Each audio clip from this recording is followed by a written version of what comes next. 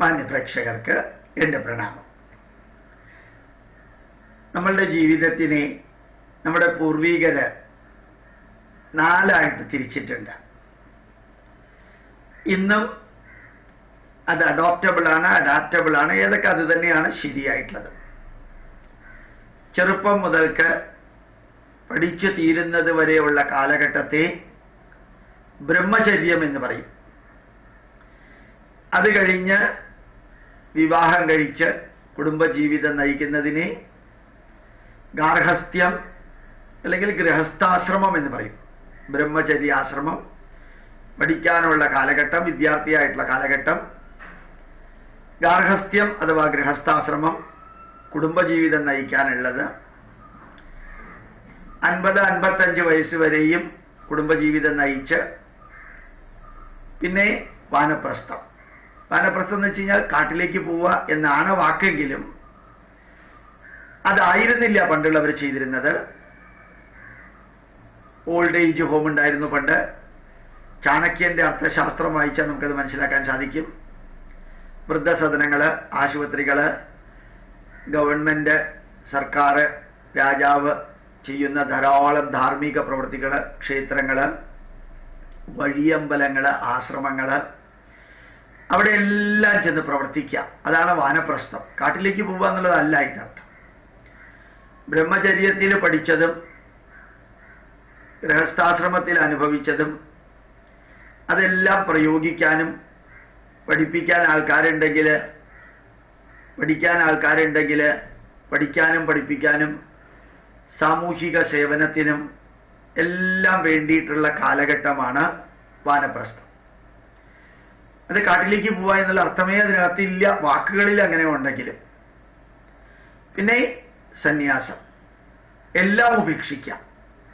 നമ്മുടെ ജീവിതം ഇനി ഭാരങ്ങളൊന്നുമില്ല, ബന്ധനങ്ങളില്ല.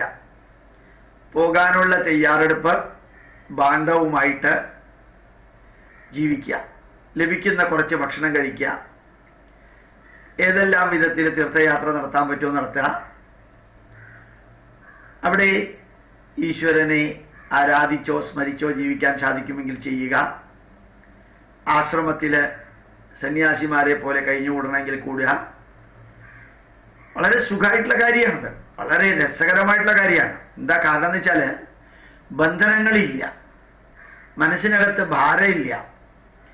നമ്മൾ ആർക്കെങ്കിലും കടപ്പെട്ടവരാണെന്നോ മറ്റുള്ളവർ നമ്മളോട് കടപ്പാടുള്ളവരാണെന്നോ ഉള്ള ബാധ്യതയില്ല. ഈ യാത്രയിൽ പോകുമ്പോൾ കുറേ ബുദ്ധിമുട്ടുകൾ ഉണ്ടാവും. ചിലപ്പോൾ ഭക്ഷണം കിട്ടും, ചിലപ്പോൾ കിട്ടില്ല.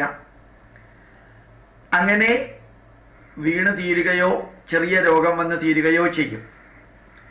എന്തായാലും തീരുക എന്നുള്ളത് ഉണ്ട്, അവസാനത്തെ ശ്വാസം എന്നുള്ളത് ഉണ്ട്.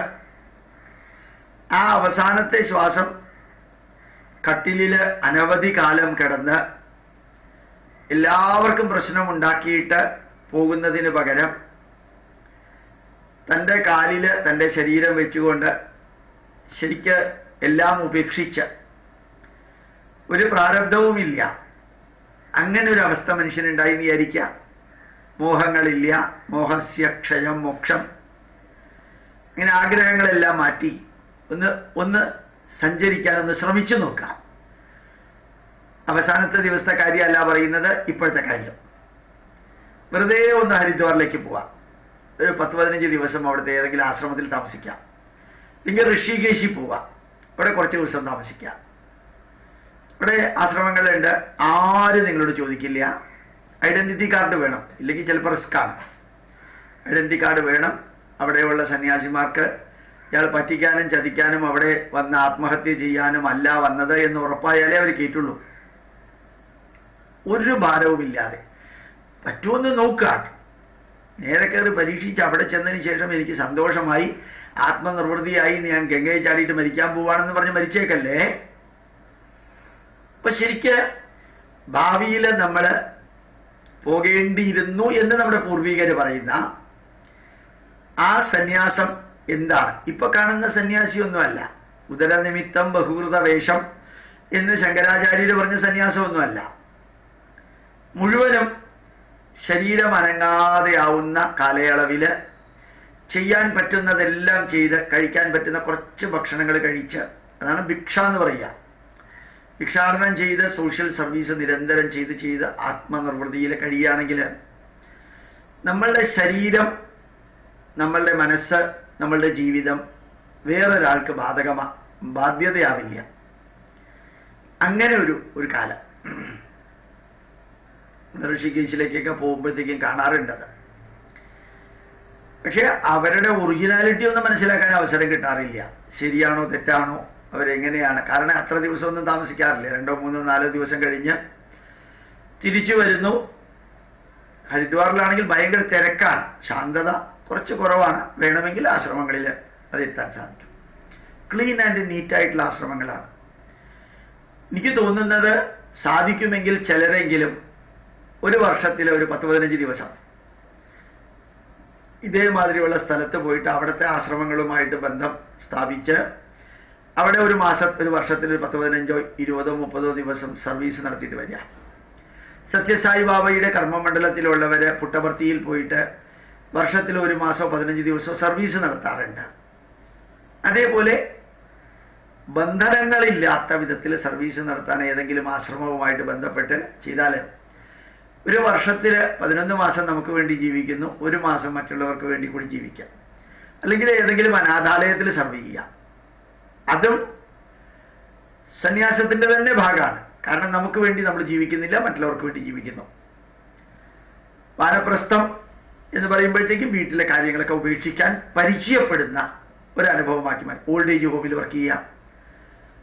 മാതാമൃതാനന്ദമയുടെ കർമ്മമണ്ഡലത്തിലുള്ള ധാരാളം വ്യക്തികൾ റിട്ടയർ ആയതിനു ശേഷം അമ്മയുടെ ആശ്രമങ്ങളിലും ബ്രഹ്മസ്ഥാനങ്ങളിലും സ്കൂളുകളിലും കോളേജുകളിലും അനാഥാലയങ്ങളിലും മെന്റലി ഹാൻഡിക്യാപ്ഡ് ആയിട്ടുള്ള സ്ഥാപനങ്ങളിലും ഇൻമേറ്റ്സ് ഉള്ള സ്ഥാപനങ്ങളിലൊക്കെ പ്രവർത്തിക്കുന്നുണ്ട്. അപ്പൊ ബ്രഹ്മചര്യം എന്ന ആശ്രമം അത് പഠിക്കാനുള്ള കാലഘട്ടമാണ്. ഇന്നും അതുണ്ട്, അന്നും അതുണ്ടായിരുന്നു. അന്ന് വ്യക്തമായിട്ട് പറഞ്ഞിരുന്നു. അതിനുശേഷം വിവാഹം കഴിച്ച് 50-55 വയസ്സ് വരെ ഗൃഹസ്ഥാശ്രമം നല്ല രീതിയിൽ എൻജോയ് ചെയ്യാം. അതിൽ നിന്ന് രണ്ടിൽ നിന്നും ലഭിച്ച അനുഭവങ്ങൾ ഉപയോഗിച്ച് നമ്മൾ വാനപ്രസ്ഥം സോഷ്യൽ സർവീസിന് ഇറങ്ങുന്നു. അതിൻ്റെ അന്ത്യത്തിൽ ഒരു വേളയിൽ നമ്മൾ ചിലപ്പോൾ പെട്ടെന്ന് തീർന്നു എന്ന് വരും.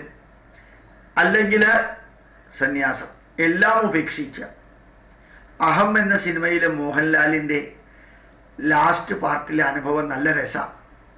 അതിൽ മാത്രമല്ല പലതിലും സന്യാസം സ്വീകരിച്ച് മോഹൻലാൽ അഭിനയിക്കുന്നത് ജീവിതഗന്ധിയായിട്ടുള്ള അഭിനയമായിട്ട് തോന്നാറുണ്ട്. ജീവിതം പോലെ തന്നെയാണ്. വേറെ ഏതോ ഒരു സിനിമയിൽ ഋഷികേശിൽ ചെന്ന് മോഹൻലാൽ ഇങ്ങനെ താമസിക്കുകയും മറ്റെല്ലാത്തിൽ നിന്നും മോചനം നേടുകയും പിന്നീട് ആൾക്കാർ വന്ന് വിളിച്ചുകൊണ്ട് പോവുകയും ഇങ്ങനെയൊക്കെ ചെയ്യുന്നതുണ്ട്.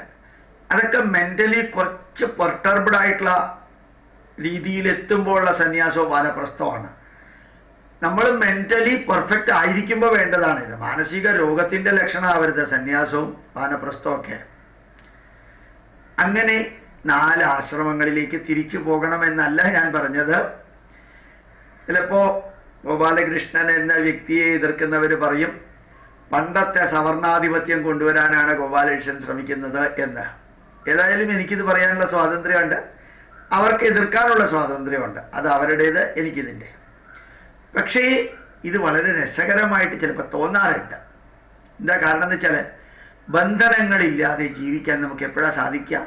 ബ്രഹ്മചര്യത്തിൽ സാധിക്കില്ല, ഗൃഹസ്ഥത്തിൽ സാധിക്കില്ല, വാനപ്രസ്ഥത്തിൽ കുറച്ചൊക്കെ സാധിക്കുള്ളൂ, സന്യാസം എത്തുമ്പോഴത്തേക്ക് സാധിക്കും. ആ സാധിക്കുന്ന അവസ്ഥയ്ക്ക് പറയുന്ന പേരാണ് സന്യാസം. സന്യാസം എന്ന ആശ്രമത്തിലേക്ക് പോകണ്ട, ആ രീതിയിൽ ജീവിക്കുമ്പോൾ അയാളെ പറയുന്ന പേരാണ് സന്യാസി. എല്ലാം ത്യജിച്ചവൻ, സം ഗ്ലോറിയസ്ലി. ന്യാസം ത്യജിക്കുക എന്നൊരർത്ഥം വേണമെങ്കിൽ എടുക്കാം. ഗ്ലോറിയസ്ലി ത്യജിക്കാം. മറ്റുള്ളവർ നിർബന്ധിച്ചിട്ട് ഇയാൾ ത്യജിക്കലല്ല, ഗ്ലോറിയസ്ലി ത്യജിക്കുക. അങ്ങനെയുള്ള ഒരവസ്ഥയിലേക്ക് നമുക്ക് എത്താൻ സാധിക്കാം. ഞാൻ ഇത് മാത്രം പറയാനായിരുന്നില്ല, വേറൊരു കാര്യം കൂടി പറയാനായിരുന്നു ഞാൻ ഇത് പറഞ്ഞത്. ഏതായാലും അത് അടുത്ത ദിവസം പറയാം. ഇപ്പോ ബ്രഹ്മചര്യം, ഗൃഹസ്ഥം, വാനപ്രസ്ഥം, സന്യാസം. വാനപ്രസ്ഥവും സന്യാസവും വേണമെങ്കിൽ ഒരുമിച്ച് ചേർക്കുകയും ചെയ്യാം എന്നുകൂടി ഓർമ്മിപ്പിക്കുന്നു. ഈ 4 ആശ്രമങ്ങൾ മനസ്സിലിരിക്കട്ടെ. പൂർണ്ണമായിട്ടും ജീവിതത്തിൽ അഡോപ്റ്റ് ചെയ്യാൻ സാധിച്ചില്ലെങ്കിലും ഭാഗികമായിട്ടെങ്കിലും ചെറിയ രീതിയിലെങ്കിലും ആഴ്ചകളോ മാസങ്ങളോ ഒക്കെ ഇതൊക്കെ ജീവിതത്തിൽ പകർത്തുകയാണെങ്കിൽ നമ്മുടെ പൂർവികർ പറഞ്ഞിരിക്കുന്നതിൻ്റെ മഹത്വം നമുക്ക് വ്യക്തമായിട്ട് മനസ്സിലാക്കാൻ സാധിക്കും. പ്രണാമം, നമസ്കാരം.